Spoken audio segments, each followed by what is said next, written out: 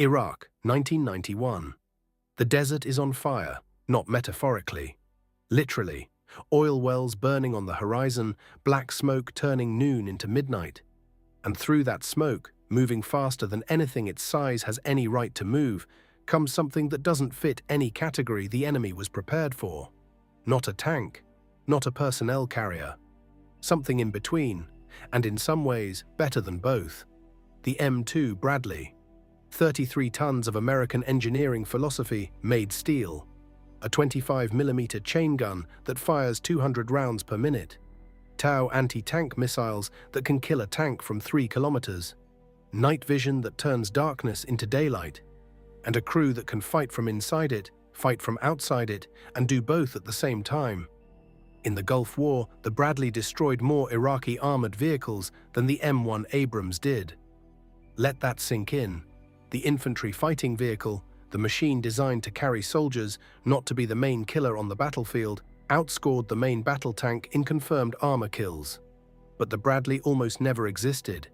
It was born from one of the most bitter, expensive, and embarrassing procurement fights in American military history. A fight so dysfunctional that Hollywood made a movie about it. A machine that its own designers couldn't agree on, that Congress nearly cancelled 3 times. That cost so much and took so long that by the time it arrived, some people had forgotten why they needed it.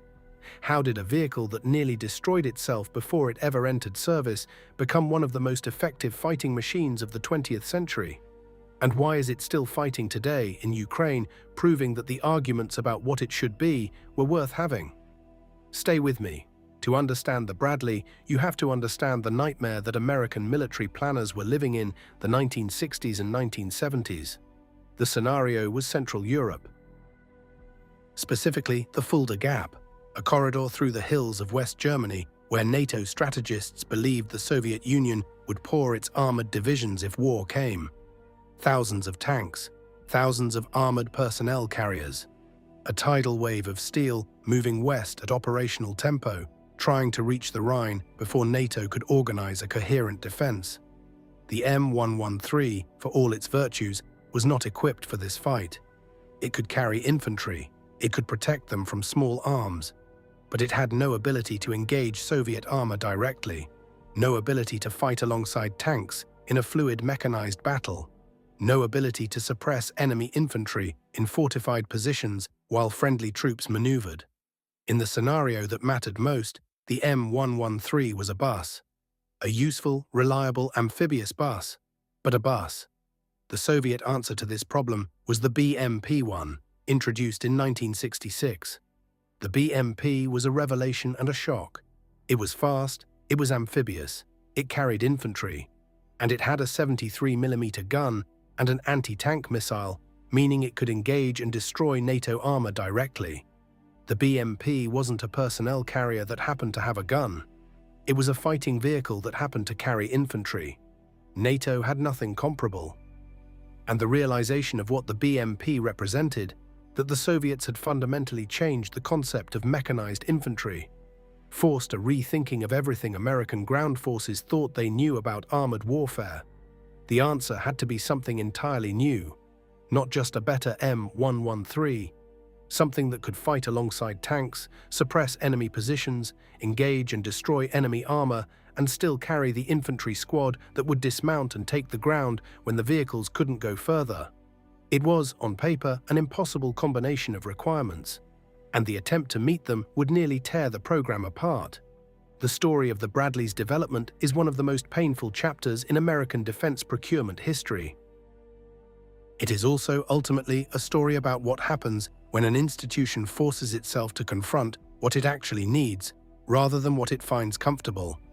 The program that eventually became the Bradley started in the mid-1960s as the MICV, Mechanized Infantry Combat Vehicle. The concept was straightforward enough. The execution was anything but. The fundamental tension was philosophical. The Army had 2 communities that approached the problem from opposite directions. The infantry wanted a vehicle that could carry a full squad, protected and ready to dismount and fight on foot.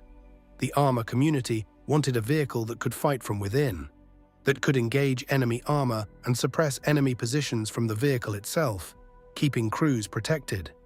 These requirements pulled in opposite directions. A vehicle optimized for carrying dismounted infantry needed space and access. A vehicle optimized for fighting from within needed a turret, weapons systems, and the kind of cramped, weapon-centric layout that made carrying infantry secondary. Every time the program tried to satisfy one community, it antagonized the other. The weight grew, the cost grew, the timeline stretched. Congressional oversight committees grew increasingly hostile. The program was restructured, renamed, and nearly cancelled multiple times throughout the late 1960s and into the 1970s.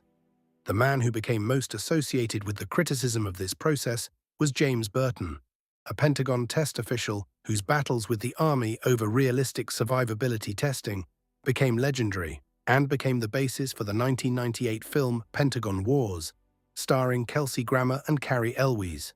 Burton's argument was simple and devastating. The Army was designing the Bradley to pass tests, not to survive combat.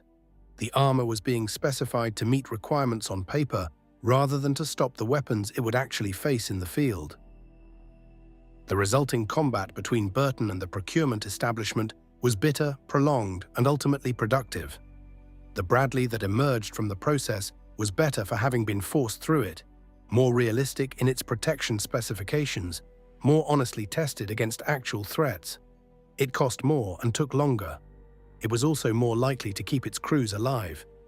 The M2 Bradley officially entered service with the US Army in 1981, 15 years after the program began, at a cost that had multiplied several times from original estimates, and with a specification that still left some users unsatisfied.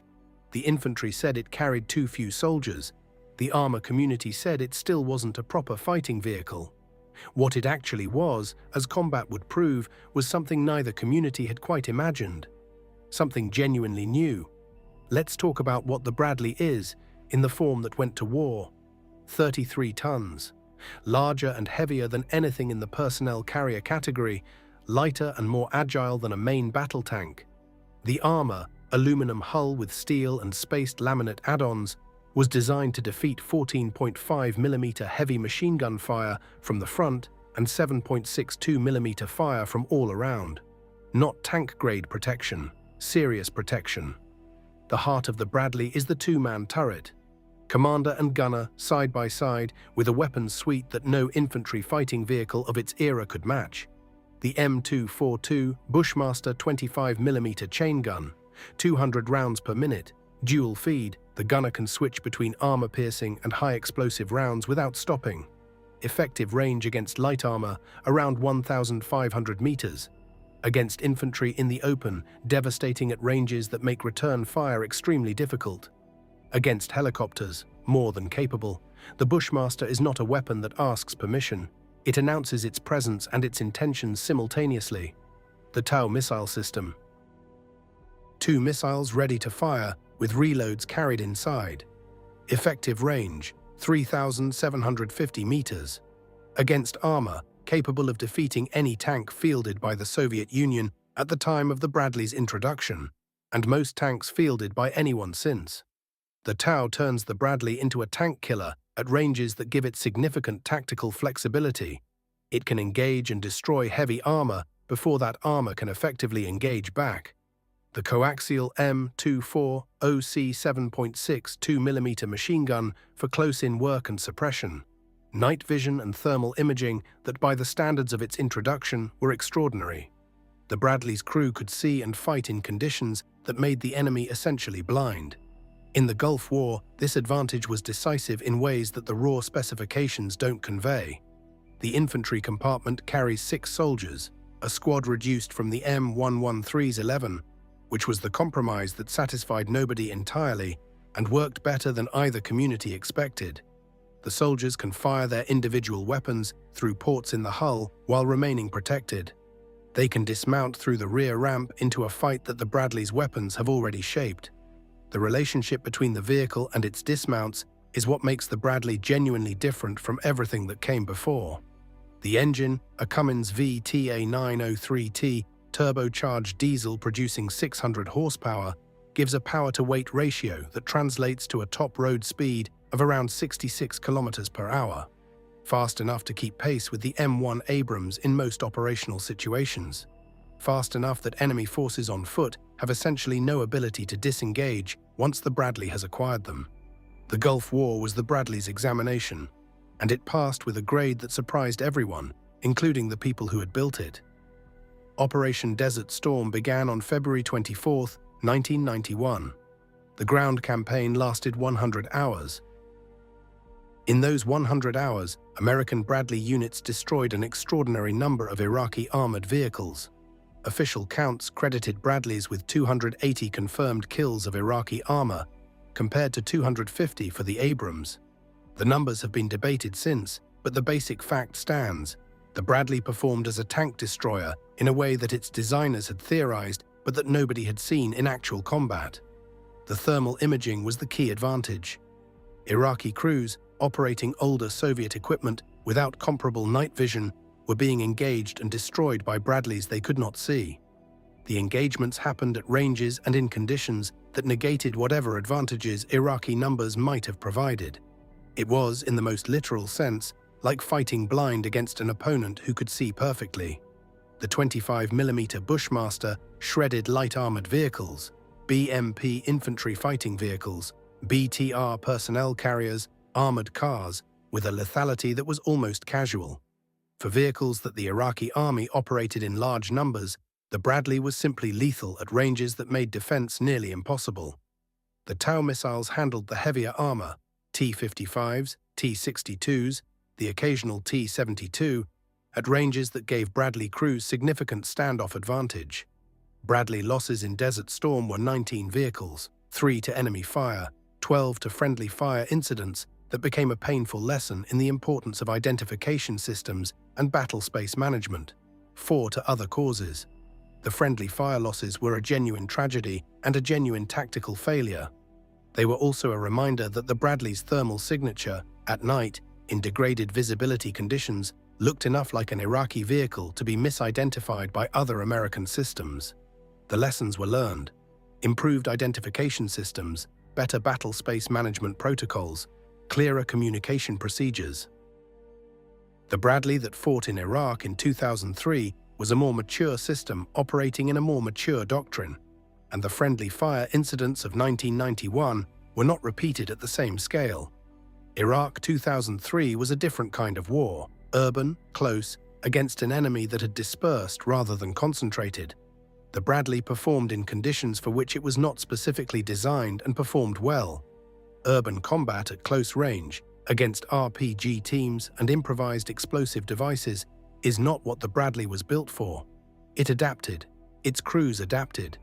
The armor held more often than not. The Bushmaster was devastatingly effective in the narrow streets and compounds of Iraqi cities, and the relationship between the Bradley crews and their dismounted infantry squads proved its value in ways that open desert warfare hadn't fully demonstrated. And now Ukraine. The M2 Bradley, supplied to Ukrainian forces, has engaged Russian armor, including T-72s and T-80s, with results that have surprised observers and confirmed the Tau missile's continued lethality against modern armor. Videos circulating from the conflict show Bradleys engaging and destroying Russian vehicles at ranges and in conditions that demonstrate the platform's continued relevance more than 40 years after its introduction. How does the Bradley compare to its contemporaries and successors? Against the Soviet BMP-1 that prompted its creation, the Bradley wins comprehensively. Better armor, better firepower at all ranges, dramatically superior night vision, more capable anti-tank armament. The BMP-1 that shocked NATO in 1966 would be outclassed in every engagement category by a Bradley crew with competent training. Against the BMP-2 and BMP-3, the later Soviet answers closer. The BMP-2's 30mm autocannon is a genuine threat to Bradley armor at close range. The BMP-3's combination of a 100mm gun and 30mm autocannon gives it firepower that demands respect. But the Bradley's thermal imaging advantage, its missile capability, and its superior crew ergonomics give it advantages that don't show up in simple specification comparisons. Against the German Puma, the most advanced infantry fighting vehicle currently in service, The Puma wins on protection and sensor integration. It is also more expensive, more complex, and less widely available. The Bradley is the proven commodity. The Puma is the next-generation answer to questions the Bradley raised. Against the M1 Abrams, it fights alongside. Not a fair comparison, but an important one. The Abrams has significantly more protection, a more powerful gun, and is specifically designed for tank versus tank combat at the highest intensity. The Bradley is not trying to do that job. It is trying to do something the Abrams cannot: carry infantry, provide direct fire support in close terrain, engage light and medium armor across a wide range of scenarios.